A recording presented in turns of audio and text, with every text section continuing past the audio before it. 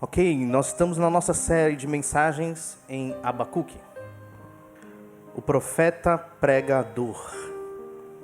Hoje o tema da mensagem é: a justiça de Deus não tarda. Então nós estamos no nosso capítulo 2, dos versículos de 2 a 6. A palavra do Senhor diz: O Senhor me respondeu e disse: escreve a visão, grava-a sobre tábuas, para que a possa ler até quem passa correndo.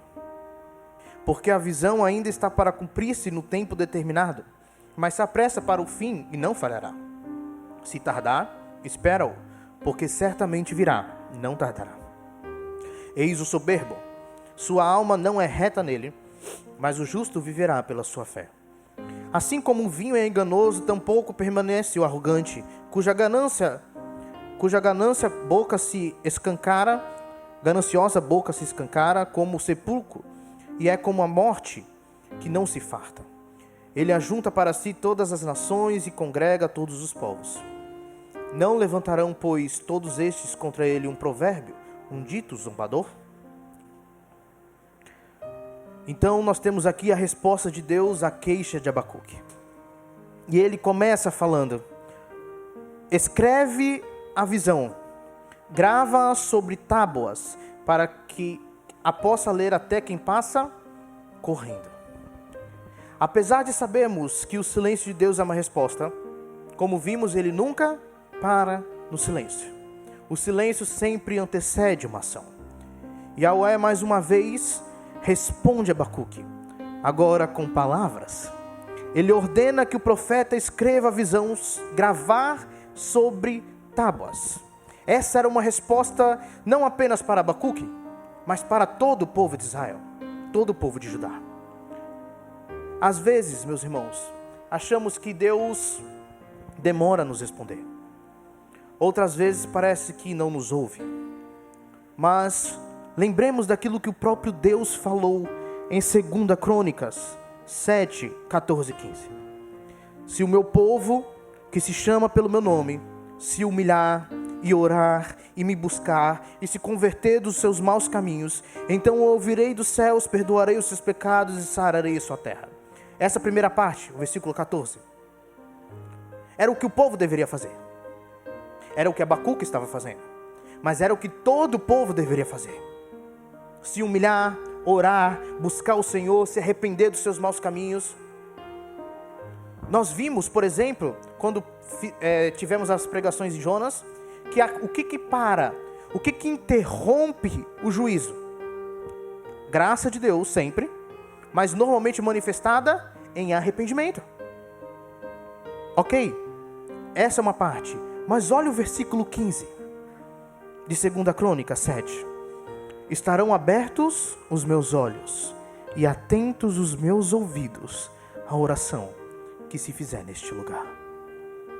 É da natureza de Deus, na relação com o seu povo, estar inclinado a ouvir o seu povo, a atender o seu povo, a estar atento ao que o povo diz, ao que o povo clama, ora, pede.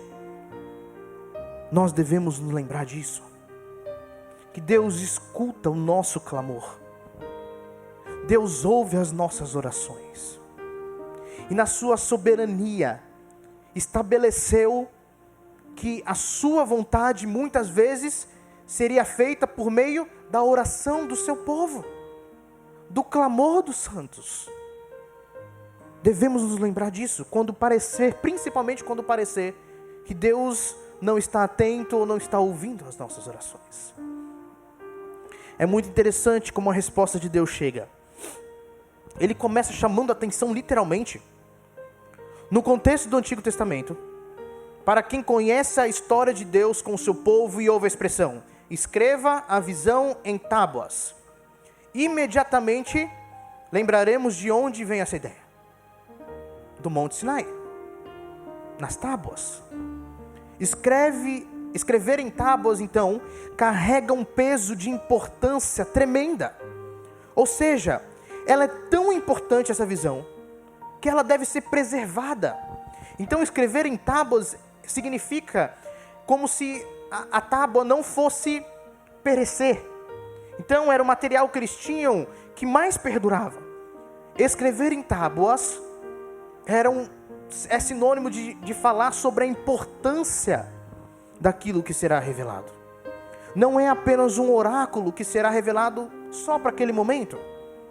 É tão importante quanto o momento que melhor lembra a identidade de Israel, que é Deus fazendo aliança com o povo no Sinai.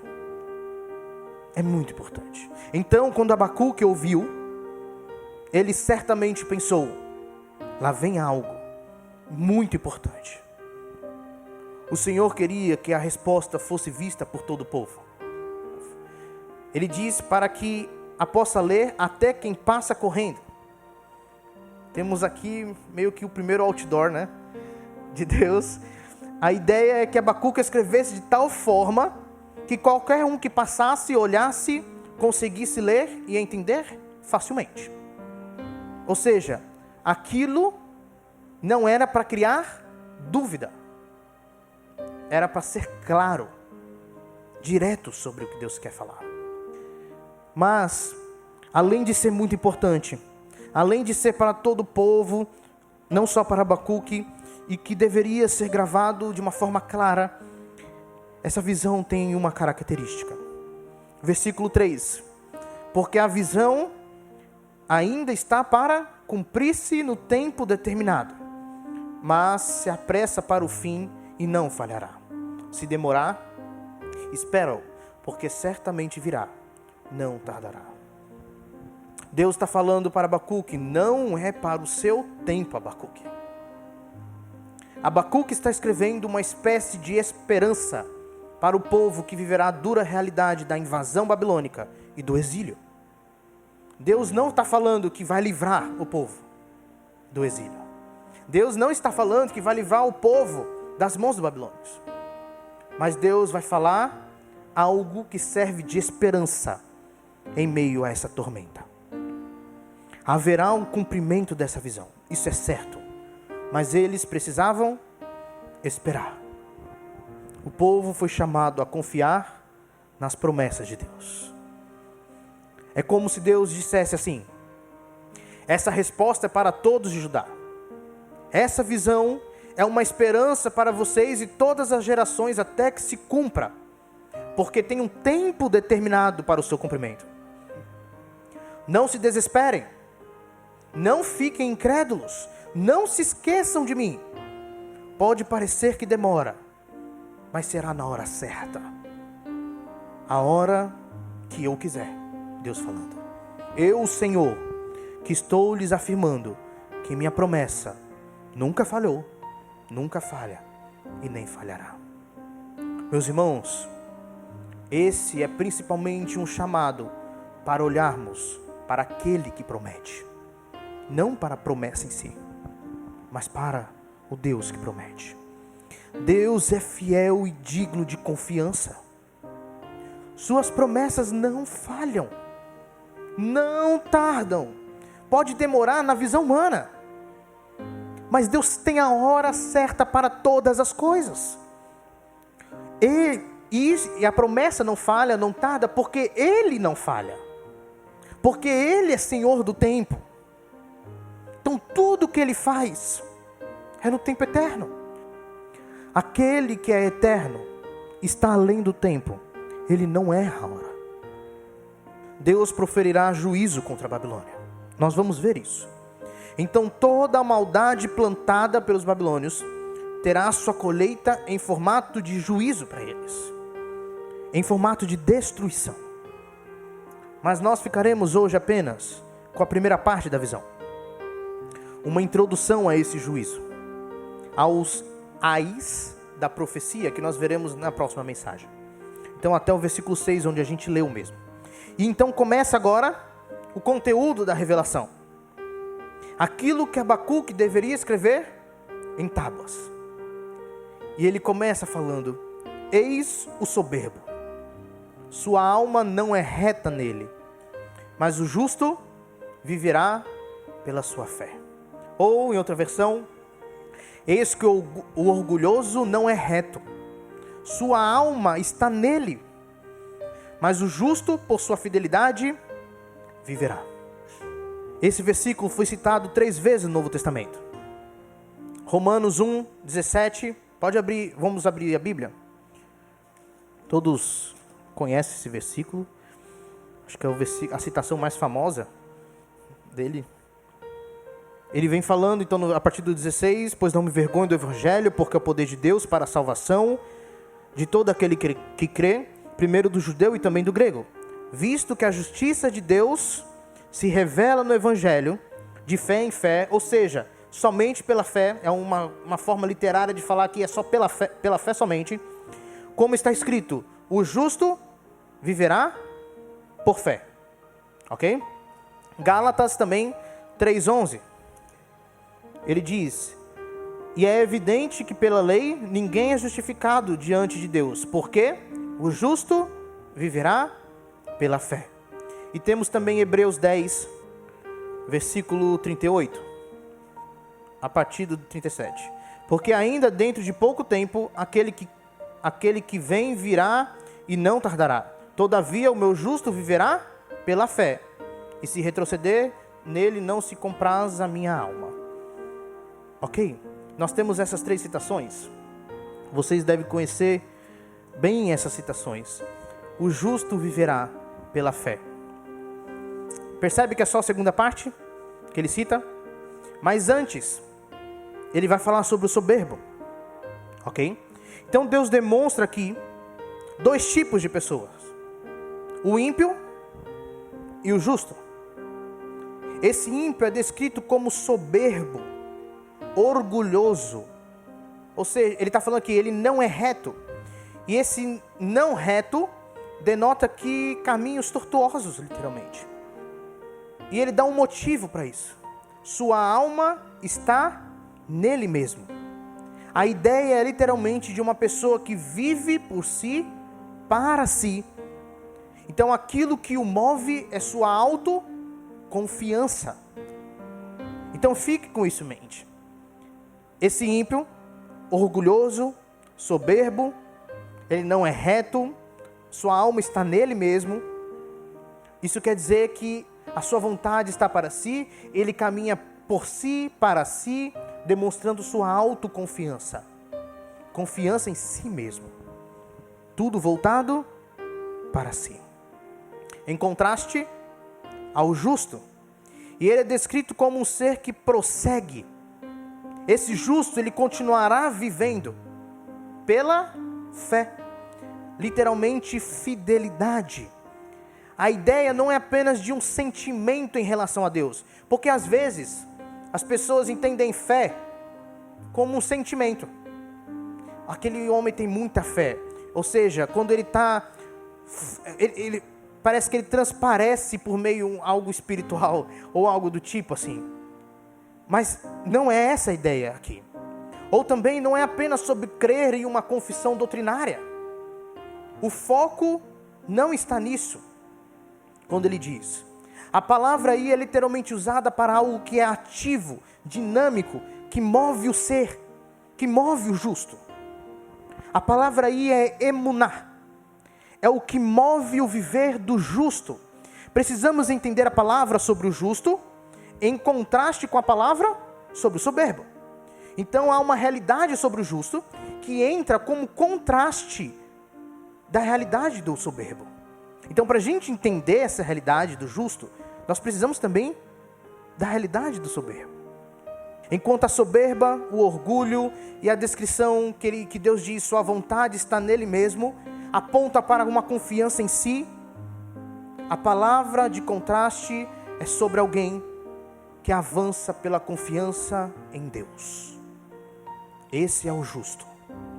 Enquanto o soberbo caminha e se move confiando em si mesmo, o justo vive, caminha, se move confiando em Deus. Está implícito uma humildade que leva aquele que realmente merece nossa atenção e nossa confiança. Percebe como que a confiança do soberbo está dentro de si. E quando a gente olha para o justo, é uma confiança além de si. O justo viverá pela confiança em Deus que cumpre as suas promessas. Uma fé confiante. E uma fé confiante inclui tanto a fé que crê. Quando a gente diz fé que crê, nós estamos falando quando o coração é sintonizado na frequência do Evangelho, para ler a realidade conforme ela é.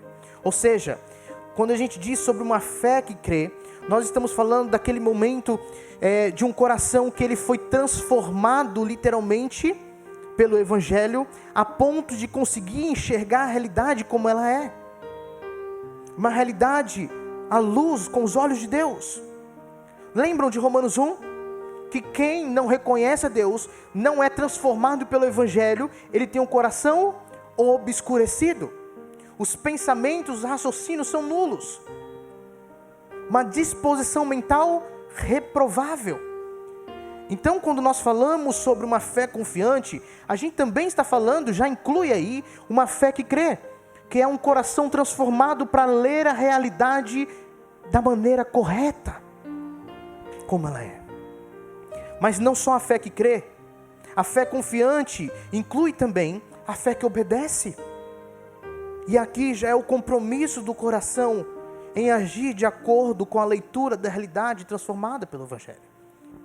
Nós cremos em um Deus, transformou o nosso coração para ler, para enxergar com os olhos dele, e não só isso, para caminhar e viver de acordo com aquilo que enxergamos. Então é apresentado a realidade dos que não confiam em Deus, confiam em si mesmos, e dos que confiam em Deus. Há aqueles que confiam na sua força, em sua própria justiça, e há aqueles que confiam em Deus, e esses são realmente justos. Há duas figuras que representam cada parte do contraste. Os babilônios, mais precisamente na pessoa de Nabucodonosor, são os soberbos. Representam o soberbo. Abacuque, o justo, mas que na verdade todos de Judá, e nós também incluímos aí, deveriam ser representantes dessa justiça, dessa confiança. Então, em uma época em que os ímpios estão no controle, ou pelo menos aparentemente no controle, nós sabemos que Deus está no controle. Quando a visão que trata da intenção de Deus em restabelecer a justiça ainda não se tornou realidade, Abacuque é chamado a confiar nas promessas de Deus e a permanecer fiel.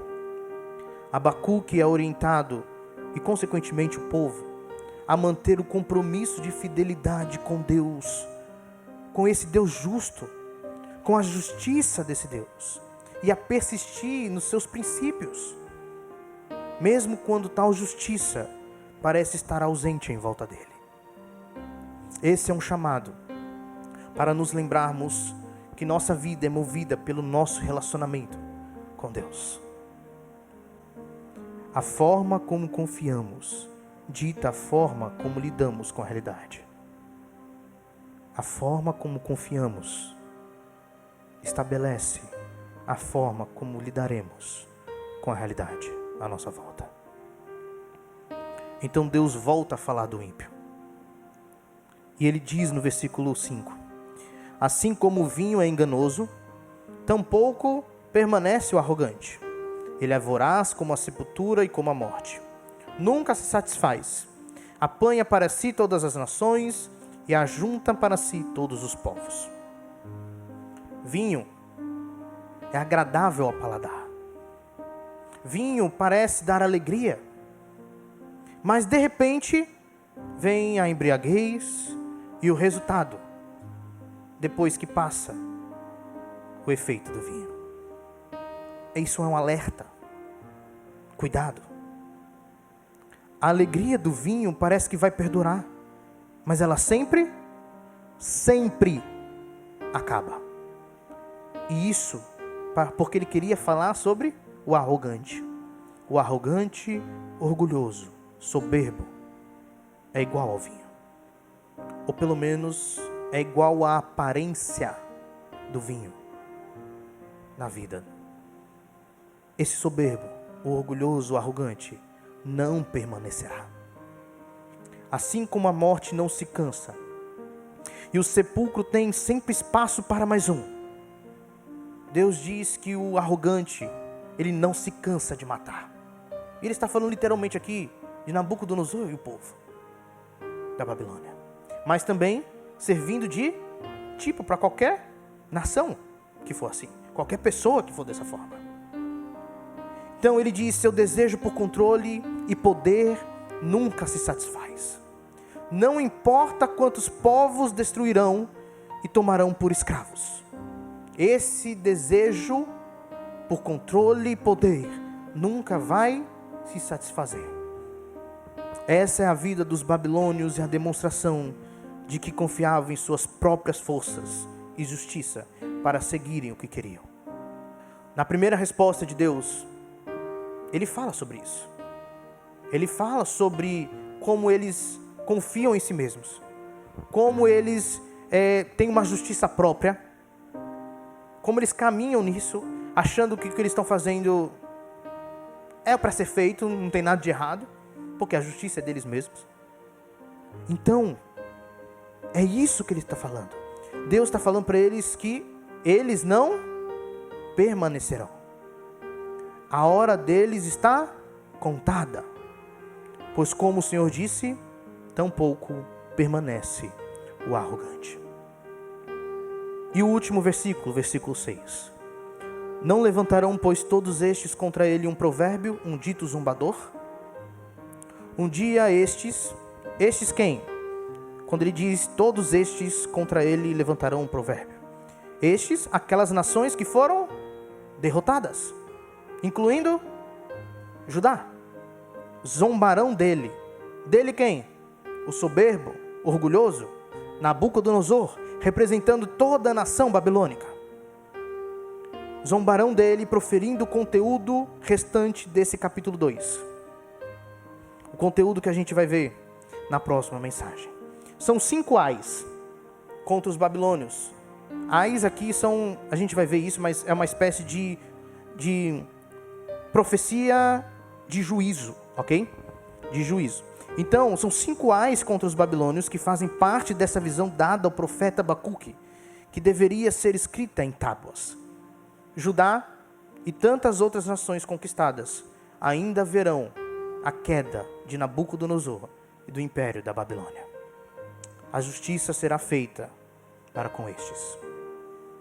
O que não quer dizer que enquanto a Babilônia, Nabucodonosor não forem castigados, não havia justiça. Judá ser castigada também era justo, porque ela estava contra o Senhor. Ela não se arrependeu. O povo de Deus não se arrependeu. Então por isso que Deus traz castigo para o seu povo. Eles se desviaram do relacionamento com Deus. Meus irmãos, Deus sempre age com justiça. Independente do que achamos, independente do que muitos dizem. Independente do que parece a justiça. E tudo que Deus é,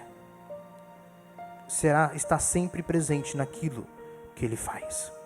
Então, a justiça e os atributos de Deus, tudo que Deus é, estará sempre presente na totalidade em suas ações. Não tem um momento que Deus deixa de ser amor, bondoso, justo. Nenhum momento. Ele não tem ações justas e ações de amor, e a gente faz essa divisão. Deus está completamente em tudo que Ele faz. Porque Ele é Deus, não é divisível.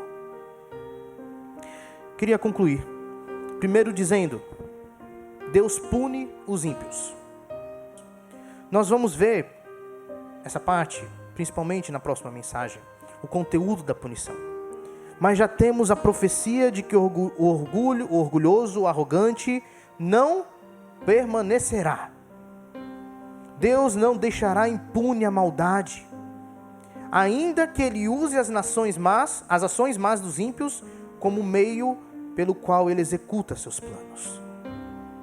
Na sua sabedoria, Deus concebeu a humanidade e a história de tal maneira que até mesmo os atos dos ímpios colaboram no final para o propósito dele. Só que Deus faz isso de uma forma que ele não pode ser considerado o autor do mal, o autor dos pecados cometidos pelos ímpios. Eles são responsáveis por seus atos.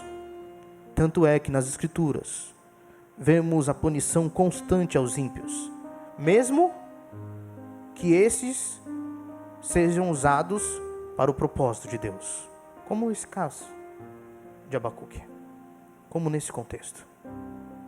Deus usa até as ações más dos ímpios para estabelecer e concretizar o seu propósito. Não foi assim com Cristo na cruz? Por que Cristo morreu na cruz? Porque éramos todos bonzinhos? Por causa da soberba, do orgulho da humanidade. Não tinha outra forma. Creiamos no Deus que faz promessas e cumpre-as sem exceção. Ele cumpre todas.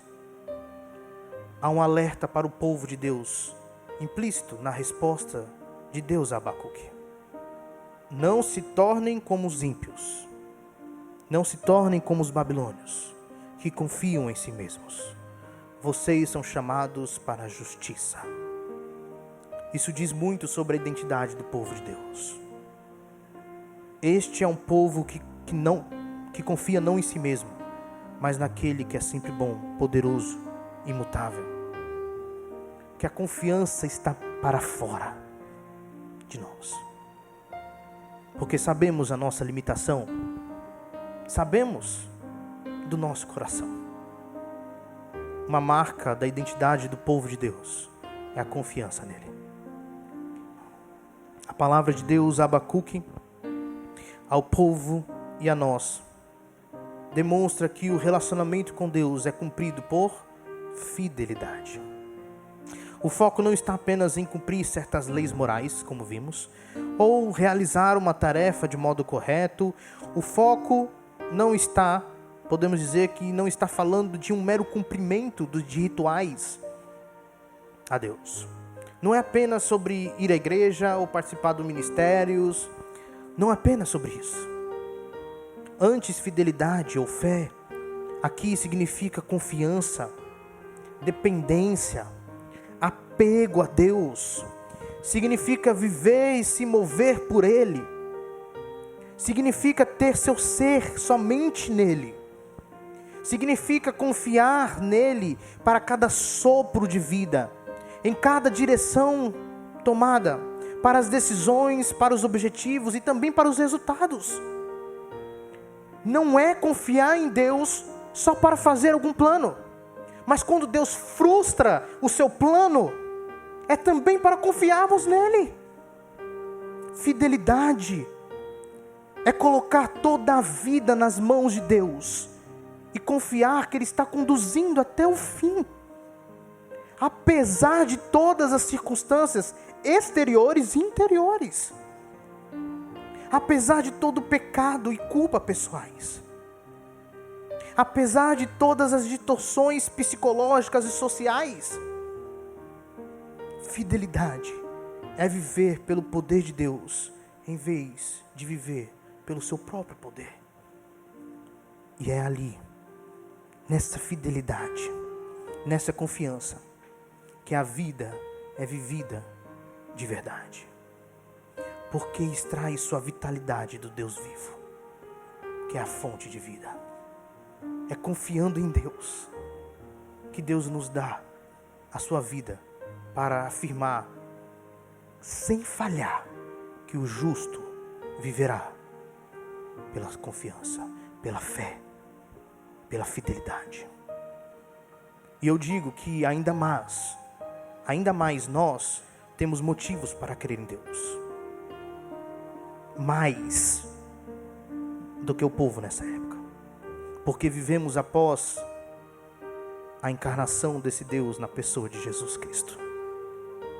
podemos ler, ouvir sobre um Deus que se esvaziou, tomou forma humana, com um coração de servo foi obediente até a morte, morte de cruz. Podemos ler e ouvir que Ele não permaneceu morto, Ele reviveu, Ele venceu a morte e todo o pecado e todo o mal. Ele já venceu e um dia tudo será consumado. Todo o mal será exterminado. Você confia? Mas pastor, o mal só cresce, a depravação só aumenta. Você confia? Eu confio. Não por causa das circunstâncias, apesar das circunstâncias. Eu confio, pois eu sei quem Deus é. O justo viverá por sua confiança em Deus e suas promessas.